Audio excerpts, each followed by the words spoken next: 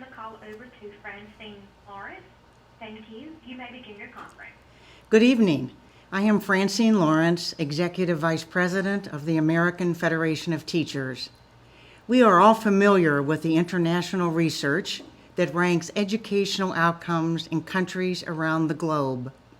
We know that public education in Finland, Singapore, and Canada provides students with the skills and knowledge to contribute to economic and social development, both in their home community and in the global economy. The most noteworthy of this research is conducted by OECD and referred to as PISA, the Program for International Student Assessment. Now, the next PISA report, which ranks countries according to student achievement, will be released on December 3rd in Washington, D.C. At the American Federation of Teachers, we are preparing our members and leaders and others in the broader education community to engage in the debate which will take place at the time of the release of the report. Now, some of you may know PISA, some may not, but all of you will have heard the rankings. What is often not detailed, though, are the volumes of research, analysis, and recommendations behind the rankings. They tell us what the countries with excellent education systems do to provide quality teaching and learning opportunities. So that is the focus of AFT's webinar this evening. The title of this presentation, Promise of International Solutions for America. It's a play on the acronym for PISA because we need to redefine the narrative and use this as an opportunity to reclaim the promise of public education for all young people. We will now hear from Patricia Kiefer, Director of AFT's International Department, and Rob Weil, Director of AFT's Educational Issues Field Programs. Pat and Rob. Thank you, Fran. This is a great opportunity for us to speak to our members, our leaders around the country, to people who have a intuitive interest in education, and are interested in engaging not only where America stands in terms of rankings around the world, but also knowing why that is and what we learn from other countries who kind of fall above us in the ranking tables. We're going to learn a lot tonight about PISA, and we're going to learn a lot about what it is that's in the volumes of research conducted by the OECD, as well as how to engage in the discussion that occurs. The AFT is launching a website, both for its leaders on LeaderNet and for the general public on aft.org. And we think that in a way to prepare for PISA, which will be released on December 3rd here in Washington, D.C. by the OECD, that we will be better prepared for answering the questions of why does the U.S. fall where it falls, and why is it ranked below many of the other industrial countries? What do we need to do about that? What can we learn from countries that have higher performances than us? We've been doing this at the AFT for a number of years now. We feel that we have a collaboration with the OECD and its research team, and we are highly respectful of the OECD and the work that it does. So what is the OECD? The OECD is an acronym standing for the Organization of Economic Development and Cooperation. We like to picture it as the elephant in the room. It has great influence around the world. It is what is referred to as the highly industrialized countries, or some people call it the developed world. But we are really looking at the kind of research that the OECD does. There are 34 countries, 34 countries that are members of the OECD. The United States is very much of a player here, and what they do in very simple terms, and there's no way to simplify what they do, is that they basically engage in economic planning and development. They have a very large footprint, and we, not only in the developed world, but also in the developing world. And they really look to guide economic development and progress around the globe. And so the OECD has engaged in a very proactive way, understanding the role of education from pre-kindergarten through higher education, through tertiary education, and trying to figure out what are the indicators that are relevant to the quality of education, teaching and learning, particularly in the public sphere. And what they do is every 3 years they engage in a field study, which focuses primarily on 15-year-olds in randomly selected schools throughout the countries that participate in the survey. There is no qualification to those schools. In the United States, there were approximately, in the last survey, about 165 schools, 4,200 students. This is, the team goes in, they question students, and they look not necessarily at the relevant sort of yes, no answers, multiple choice answers, but at cognitive thinking. You know, in the United States here, we have most recently, in the last several years, engaged the Common Core standards.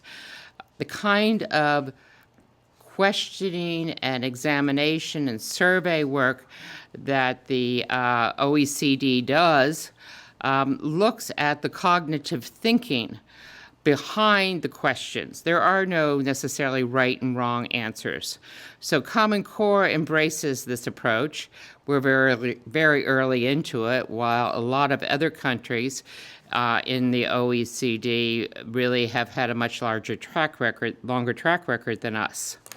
I'm going to ask my colleague, Rob Weil, who by training and profession before he came to Washington, D.C. to work for the AFT, was a math teacher. And he will give you an example of the question that is asked in a PISA survey. Good evening, everyone. I want to thank you for being on, and I want to start off with what's before you on the screen is a example question. And as you read the question, you notice at the bottom, what they ask for is not just what's the answer, but to give an explanation, to apply the knowledge. And that's what we're looking for here, and that's what PISA does. PISA is not only a measurement of knowledge and skill, it's a measurement of the ability of students, 15-year-olds, to apply the knowledge they learn in schools. And it's in 3 subjects, math, reading, and science. This year's PISA report will emphasize mathematics, which is actually one of the subject that the United States does not do the best on, or struggles the most out of the 3 subjects. But this is a typical question that you see out of the PISA test. Next question. We're going to look also about a lot of international research, because PISA goes way beyond just measuring and reporting test scores. There's a lot of stuff behind it. PISA comes out in 6 volumes. The rating of the schools, or the ranking of the schools, or what they call in the international world the league tables, that's found only really in the first volume. But there's a lot of other things going on around the world when it comes to the teaching profession and different things. The first thing is that the International Summit of Teaching, and what this is basically the top 25 performing education countries in the world get together and talk about what makes good teaching, what makes the teaching profession work. And you can see the topics over the last few years. In 2011, it was improving teaching quality around the world. In 2012, they talked about teaching and leadership for this century. This year in Amsterdam, they talked about teacher quality, and next year they're going to talk about equity in education. And we're going to talk a little bit about that, but let's move to the next slide. The bottom line out of the International Summit of Teaching Profession in 2013 came down to basically 3 words. When they were asked what are the essential components of a successful teacher quality system, they came up with 3 things. And you're going to see this in the research later today. They came up with collaboration between teachers, leaders, administrators, and everything, trusting the teachers that they know what they're doing and listening to their voices within the classroom and policy. And the third one is giving teachers time to do their work and to collaborate with each other. I just want to add here, Rob, that what is important here, as you point out, is this is a very unique summit. We all are familiar with the terminology, summit, heads of state, etc. But this is the top 25 countries in the world, the ministers of education, the representatives of teachers, teacher unions, the president of teacher unions, and other key informants sitting at the same table on parity. This is not one level talking down to the other, and it's engaging in what are the best practices, what is it that we know that works here. And what comes out of this are the 3 principles that you outlined here. Yeah. So as we move to the next slide, let's look at some of the things that come out of PISA. This came out of the PISA in 2009. On the left side of the slide is the hours primary teachers spend working, or the instructional year. And if you notice, at the top of the list is the United States. One of the things that people talk about a lot is about longer school day and longer school year. But right now in the United States, we have one of the longer school instructional years in the world. As you notice, when you connect it to the right-hand column, you see teacher salary is not one of the tops in the world. And so this leads to this disparity of we're trying to say we want this, we're talking a lot about time in schools and how teachers spend their time, but it's also we have to think of all the other drivers that work when we talk about teaching. And as we go through, you'll see that how these lines connect to other countries. Here are other countries that spend a lot of time in school, but maybe not pay as much. And as we go to the next section, you see people that kind of go across a little bit. And then if you go down to the next ones, you start to see, like, for example, Korea, which has a much shorter school year in their public schools, but pay their teachers much longer. And then even you go further, you see Japan, Finland, all of those countries are represented there. Is it important in looking at this slide about what people say is a needed reform in the United States, which is that we need longer school days, longer school years? And what you're seeing here in this slide is that that the countries that are the higher performing than us spend less time in instructional periods in the classroom, but I don't think they really spend less time in the school or in their profession. No, they don't. What they do is they go to school a full 8 hours or 8.5 hours a day, just like many of our teachers do. But what they do is they spend much of their time preparing their lessons, collaborating with other teachers, actually observing other teachers' lessons. In fact, in those countries, they see in teaching an important part of teaching as developing the lessons in the classroom. In fact, they look at the time in front of kids as not custodial, but instructional. And they really want the best lessons possible. Some countries like Japan actually have a little phrase for this. They call it polishing the stone, where they polish the lessons so much that when they're in front of the kids, it's so polished that the kids really do learn a lot. But the only way to get there is if teachers take the time to do this.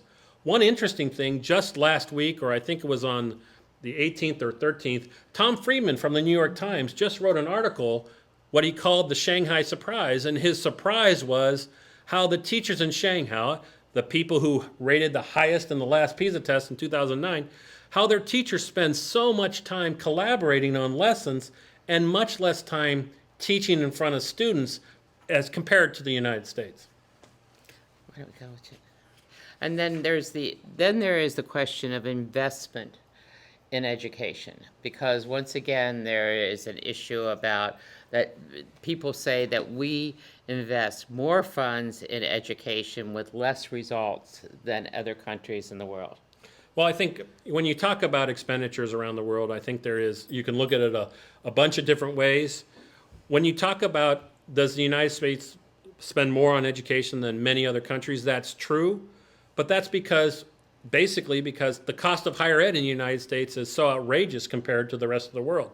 If you take the cost of higher ed out of the equation and you're just talking K-12, the United States spends somewhat more than other countries, but not outrageously more. That outrageous number only can happen if you include, tertiary education, college education. The slide in front of you talks about what has happened, what has been the change around the world since the economic crisis in 2008. And what you see here, and this is just a representative slide, not all the countries are represented here, but you see that many other countries, what they chose to do in the economic crisis is the way out of it was to invest in education. They saw that education is a way to move through the recession. This is the time where they really want to change skills, really have the kids learn more. And so the average investment around the world in education, even during the financial crisis, the response was a 5% increase, whereas in the United States, we decreased the funding for education by a full 1%. So what does this mean in terms of how the U.S. performs? What are the indicators that compare this to the rest of the world? I mean, are we so down that our investment doesn't pay dividends? But if you take this sort of survey apart and you look at the high-performing countries and you look at the many schools in the U.S. that participated in the survey, what do you see? Well, I think one of the things you need to talk about is, we talk a lot in this country about disaggregating data based on poverty rates, based on race, based on a lot of different things. In fact, No Child Left Behind requires disaggregation of data, and each of the subgroups has to show growth in order for schools to make AYP. I know now the waivers, it's different, but basically everybody still disaggregates data. If we disaggregate the PISA data by poverty, by SES or stuff, you start to see a little bit different story. For example, the slide in front of people right now talks about these are the countries that overall had a 10% below poverty rate aggregate in the country. And if we took the schools from the United States that had less than 10% poverty that participated in PISA, you notice their score was 551, whereas you see the other countries' scores. If you go to the next slide. Before you do that, let me just ask you, if you just go back for a second. People say why Finland, Finland's not like the United States, right? They don't have poor people in Finland, right? And this slide sort of says, well, if you take the social, demographic, economic profile of Finland and you compare it, is this what I'm understanding here? You compare it to the schools in the PISA study that have the same social, economic, demographic, that we do better than Finland. Well, it is right, and you can see the score in front of you. And this, we're using work that was done by Mel Rydell over at the National Association of Section School Principals. This is not work done by the AFT. But the idea here is that it does matter. If we don't address the poverty or the equity in our schools, we won't see results. We'll go back to the aggregate that everybody talks about. When December 3rd, when they release the scores and the rankings of the countries around the world, those will be aggregate scores. The poverty will not be counted into that. It will just be everybody lined up, and some countries will be higher up the chart and lower the chart, but it won't be, you have to turn the page of the rankings to really dig into what is causing this, and also what are the solutions to this problem. So let's look at some of the other slides in terms of when you de-aggregate poverty and how you compare to other countries. Well, here's a slide that talks about countries, upper, let's call this upper middle class, 10% to 24% poverty. You still see that the United States is extremely competitive to countries like in that same realm. If you move on to the next slide, where you see higher poverty rates, when you're talking about 50% poverty rates. Again, the United States is still competitive. Being competitive is not necessarily where we want to be. Good point. We want to be at the top, but we also have to, the key here is what are the real drivers' performance? It is about what we do in schools. It is about teachers and instruction and curriculum. It is all those things, but we also have to look at the real drivers. If we go even deeper into this, and this is something that I think is important to talk about, this is a slide that was in the, was just put out just last year. It talked about the poverty gap. And this is the gap between the number of kids between the poverty line, or the percentage that fall below the poverty line, or the distance between the average kid and the poverty line, the median income. And you look at all the countries, and you see where the United States. The problem with this slide is the United States is the wealthiest country on earth, but we still have tremendous issues that we have not addressed. And those issues do affect a kid's ability to do well in school. It's not the only thing, but it is a factor that we need to consider. So does the OECD talk about poverty, equity, how you address these issues?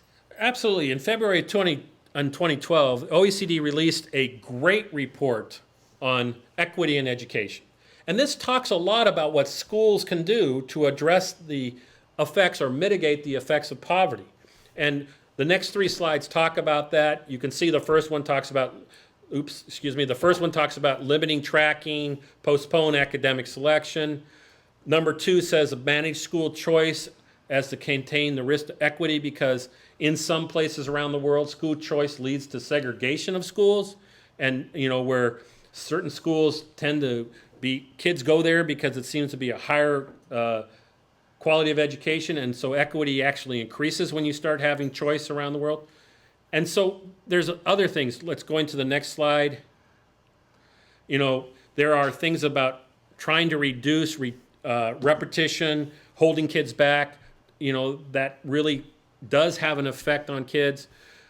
Number 6 is very important, strengthening the link between home and school to help disadvantaged parents help their kids. It's not just having communications. It's about the school has an obligation, or if you're going to do this, you have some services to provide parents with information to help their kids when they're at home, because the parents are kids' first and best teacher. And we need to use that to improve. If we move on to the next slide, which is the last few, you see a different thing. Number 9, of course, is an important one, direct the resources to the students with the greatest need. This is, we tend not to do this in the United States. In fact, OECD would say that the United States is one of the countries that doesn't do this very well. In fact, is one of the lowest in the world at really directing resources to the greatest need. So these are all factors that the OECD has drawn out of its PISA research and other research that it does in education. And it brings them, it's not necessarily just talking to the United States. It's basically saying, this is how you address inequity in education, in public education. This is where the OECD, like you talked about before, they get their groups together and they talk about how we address this issue. What does research show works in schools around the world, in school systems around the world? And these are the things that we can learn from. These are the things we need to be doing in our school. Now, I can clearly say, if I go through every one of those 10 recommendations, we can find some schools or some pockets of success in the United States. Sure. But it's random. It's not systematic. And that's the difference. If we're going to do something well in this country, we have to learn from other countries and do it with coherence and systematically. And what about research in the United States? Well, the research in the United States is all over the place, but it is there too. And if people tend to read past the abstracts and start really pulling it apart, you're going to see a very similar message in the research in the United States. If you go to the next one, here is some research study on the effects of the recession or the global financial crisis in the United States. This is a chart of the percentage of low-income students as measured by free and reduced lunch back in the year 2000. And I think, we would all say that having a state with 63% is just not acceptable. Any state. Any state. And then if we move to the next slide, this is where it is in 2011. You start to see states with 70%. You see the states that had 60 now at 66. You see states that weren't in dark green now in dark green, where you have more than 50% of the students qualifying for free and reduced lunch. This will have an effect on our academic performance. It's not anything, but it has to have an effect. Well, and if you think about it in terms of an OECD national study where it's selecting randomly students in public schools throughout the country, then you overlay the poverty factor and you go back to your slide 3 slides ago that show the impact of students that are living in poverty. Mm-hmm. It absolutely has to sort of say something to you about those rankings that eventually come out. It will say that. Now, being honest and straightforward, other countries have problems in the economic crisis as well. But as we saw with that one slide with all the different bars on it that the United States was at the bottom, we're not doing very well compared to other countries when we're talking about those kind of issues with children. So it is true, it will have an effect, and other countries are having the same issue, but in the United States it seems to be amplified, for lack of a better way to say it. So the U.S. Congress mandated a study that dealt with poverty and equity in education in the United States. And it came up with an incredible report, which we reference on our website, www.aft.org, /PISA, for anybody who wants to look at the report, right? Nice plug, Pat. Oh, it's a great plug. Every slide has it. Our president, Randy Weingarten, was a member of the commission, and it delved deeply into poverty and inequity in the U.S. And what did it come up with? Well, it came up with 5 recommendations, but before we get to the recommendations, I want to put this in an international perspective, because the report kind of does it itself. There's a quote at the top of the slide that I think is so important. I'm not going to read the first part of it, but I'm going to read the last part of it. No other developed nation has, despite some efforts to the contrary, so thoroughly stacked the odds against so many of its children. Sadly, what feels so very un-American turns out to be distinctly American. And that is that international flavor that we think we are doing better than other people, but what we see is other countries seem to be dealing with this equity issue in schools better than we are. So the report recommends 5 things, and let me go through that. The first one is more equitable school finance. This is a huge problem in the United States. In the United States, there's a lot of local control in finances, and if you're in an area that doesn't have a lot of wealth, it could come into really make it difficult to raise money to improve schools. You used to call it zip code financing, right? It was zip code financing, and being in the right zip code could make or break the ability of schools to really take on or mitigate the effects of poverty. The second one is high quality teachers, principals, and curricula. Curricula is there's a lot of talk right now about the Common Core standards and career and ready standards. We need to push this. This is an absolute equity issue, is having the same expectations for kids regardless of where they go to school. There is some pushback, but if we really want to take on the issues that face us, one of the things we must talk about is equity on the expectations for children. High quality teachers and principals, absolutely. One of the things we need to deal with is making sure that our teachers are prepared and when they stand in front of kids, they're developing great lessons. It goes back to that time issue we talked about earlier in the presentation. Expand the early childhood education.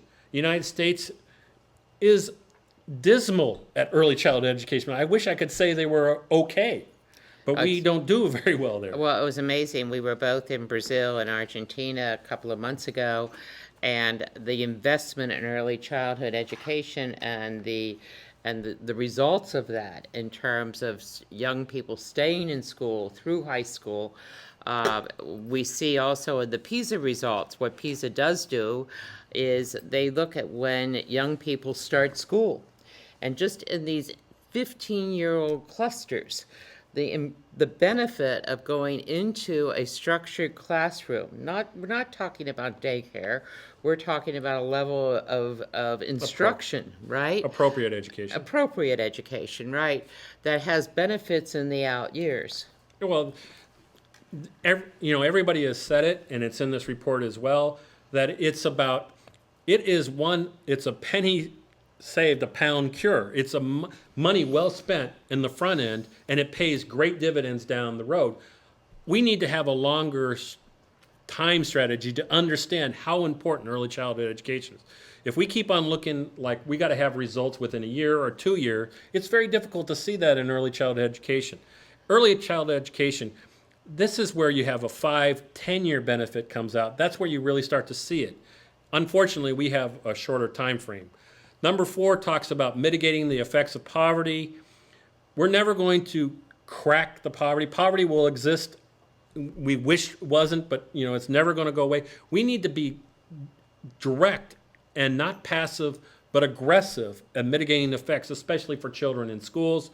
And accountability and governance reforms. And I think it's important for people to read this part of the report, because this part of the report talks about we have a lot of accountability in the United States that seems to be going downwards, kind of a top-down accountability. What this report talks about is making sure that accountability is kind of a 360 thing, that schools are providing teachers and students the support and resources they need to be successful. And who's accountable for that? And this is an important piece of being successful in schools, is not just saying, hey, go help kids learn, but it's also about, hey, what can you do to get the teachers, the kids, the resources, the services they need to be successful, and who's responsible for that, and making sure people understand who's responsible so it gets done. And one of the other things we have seen in school district after school district is that when the administration of the school district works together with the community and with the teachers' organizations and the unions in a true labor management collaboration, it has very positive effects. And you see that unfortunately, we see that in islands of success around this country. Mm-hmm. We don't see it systematically across the educational system. What we can do is everybody who works in schools can go to that school district or this place or that city or this group of charter schools or whatever, and they see that kind of work happening, but we don't have a systematic approach. We don't have a coherent approach. It's got to be across the system. Absolutely. And that's where we fall. And that takes us to a coherent approach to Common Core. Well, how about that? Common Core state standards are about creating an opportunity for equity for all children in schools. If you're going to compete, we had that test question up front where it wasn't just about what's the right or wrong answer, but justify the answer, explain the answer, be able to apply the knowledge. That's what Common Core is about. It's a new way of education. It's the right way of education, because the future for our children right now is not knowing the yes and right answer, but being able to take what their knowledge is and get the new answer, get the new innovative answer. That's what we're trying to do with this work. And there's a big pushback on it right now, but that is a absolute wrong thing. We need to follow through with this. We need to give people the support and resources to follow through with this, because this is a great opportunity for our country in the future. Not in this PISA, because it hasn't been implemented, but in future PISA, not the next one 3 years or 6 years, but down the road, a long-term success, because we're moving to a more standardized expectation for kids in every school, in every classroom across the country. And if we think about, we're getting close to the end of the presentation here, and if we think about how Common Core fits into some of the earlier parts, I know that Secretary Arne Duncan has commented that his interest in embracing Common Core and its implementation goes back to what he's heard in those international summits, and also in the lessons of PISA. And it's an example of implementing this research, which is very incredible in terms of the evidence it provides. And I know, as you said earlier, there's volumes. There are volumes on evaluation and assessment and accountability and funding and gender. But one of the things that we as the American Federation of Teachers take out of it at wwaft.org is what is the collaboration? What is the importance of teacher unions? How do we figure in this formula of what makes for success? Well, I think that's really important, but I think it's interesting that you mentioned Arnie Duncan and his support for career and college and career-ready standards. Just supporting something isn't enough. There needs to be active implementation and support, and this is what we're facing today. We're seeing people talk about how they think this is a good idea, but nobody seems to be willing to do the hard work. The hard work is the implementation. The hard work is providing the support. The hard work of turning schools around and improving schools is not just supporting Common Core standards, but the Department of Ed, state departments across this country must take on the hard work of giving the teachers the support tools they need to be successful. And that's not what's happening. And this is why we're struggling a little bit with the Common Core, because we have a lot of people who check the box, I support Common Core, but they don't seem to be picking up the chalk or the paper and helping move this in the field, for lack of a better way to say it. And so one would say, I think you will say, I would say, that our role as the American Federation of Teachers in this is to move this agenda forward. And what does OECD say about that? Well, in front of you right now is a really interesting quote. It talks about many of the critics of America's teachers unions say that they focus too much on the bread and butter issues, and that gets in the way of quality reform. But if you read the last part of this, and I will read it, indeed, the higher a country is on the World Education League tables or the rankings, the more likely the country is to work constructively with its unions and treating its teachers as trusted professional partners. This is not something out of the blue. This is not something that AFT put up there. If you go to the next slide, where we find this was in this publication that was handed to the Secretary of Education at the release of the last PISA, under the chapter titled Lessons from PISA for the United States. It under a topic saying teachers unions, how to work with them, bring them in, partner with them, collaborate with them, because that trust, remember we go back to those three things we talked about. We talked about collaboration, we talked about trust, we talked about time. This is part of it. You have to trust that those people are professionals and they have something to bring to the table. Once we start doing that, we'll start to see schools improve because the people who are closest to the kids are getting an opportunity to say how we can move forward.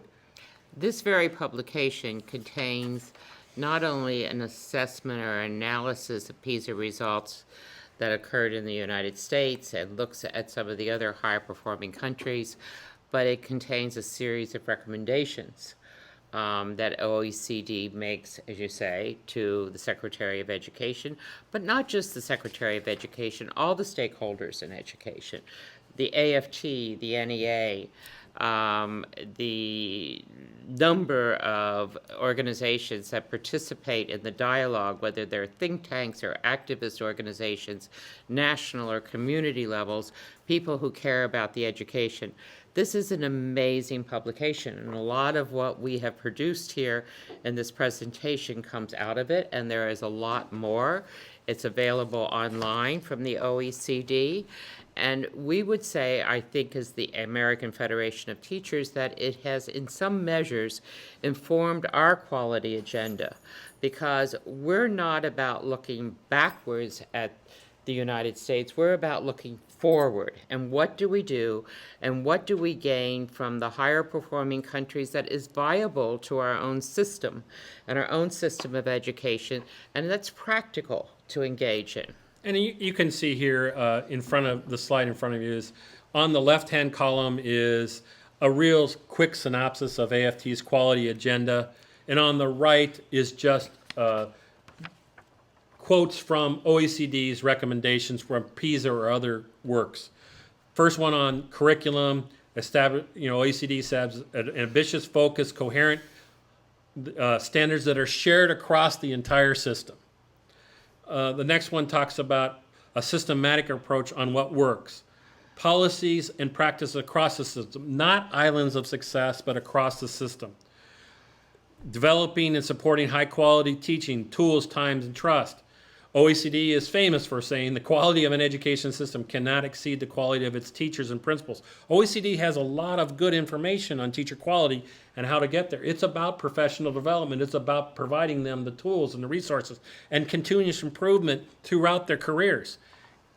Their teachers are developed over time and they can improve, and the highest performing countries don't just do that, they do it actively. It's an important part of the entire teaching process. It's what we talked about before, where teachers have time to work with colleagues and understand and practice. That's part of the ongoing teacher profession in these countries. And community partnerships, you can see they talk about how important it is to link parents and communities. We talked about that earlier. And labor management collaboration, we just talked about in the last slide, where if you treat them with trusted partners, the more likely the country is to be successful. So it's important that as stakeholders in our education system and in wanting to improve the quality and learn from what other countries do and to share the experiences that we have, and we're not just talking the so-called developed world or industrial nations. We have seen and we've learned a lot and taken a lot from places like Brazil and Chile, the most inequitable education system in the world, right? From Zimbabwe and China and the sort of broad swath of what we kind of look to inform our own. Because no one country is like any other country. Demographics are different, but we have a history and a culture that can that will lend itself to doing what is best for our kids. And that's what this is all about at the end. We want people who have tuned into this webinar to be aware that on December 3rd, OECD will release its most recent PISA study. We know that the U.S. is not going to do very well. It's not going to be a surprise, but it is what's in those volumes behind there. Now, there is a saying in the U.S., we hear it, we see it, we listen to it by pundits saying, well, the U.S. used to be the first in the world. It used to be the highest ranking education system. And what has happened here? Well, Pat, every time I do a presentation, I always like to throw in a bonus slide. And the bonus slide is about that. It's what I like to call the older we get, the better we were philosophy. And we see that when we talk about international comparisons in education, it's definitely the older we get, the better we were. If you look here, this is a quote: the United States ranks 11th out of 20 countries on an international study of mathematics achievement. When was that? That was 49 years ago in 1964. If you go to the next quote, students from the United States have fared quite poorly on these assessments. If you look at that, that was the assessment of the National Center of Educational Statistics on all the international comparisons that were done between 1966 and 1988. It's just not true that the United States ever was, when it comes to international assessments, killing it, for lack of a better way to say it. We were always struggling to come up because there was always this disconnect. It's not that we need to look at what we need to do to compete internationally, but also make sure that we don't lose our identity, because the United States is a great country and we're extremely competitive, and we were competitive in 1964 and in 1968 and all the years through 1988, even with all the stuff going on. So there is an importance that we have to say that United States has been competitive in the economic engine of the world, but we can still do better. And that, I think, is the point of this whole presentation, is that hopefully when the PISA report comes out, that we look at the rankings of the United States and say we must do better, we can do better. But the only way we're going to do better is by turning the page and looking past the league tables or the rankings to the research, and it says, what can we do to improve education for every kid in this country, not just some? And we know that what we're doing today isn't sufficient. We have to change the course, and we have to look at what is a system that speaks to every child in this country, their community, their parents, engages them, and can reclaim that promise of public education for all kids. And hopefully, this will be the 5th PISA report that comes out. They come out about every 3 years. Hopefully, this time we'll react. Hopefully, everybody called it a wake-up call in the last one, but they didn't do anything. Hopefully, Right. this time there'll be some action after the wake-up call.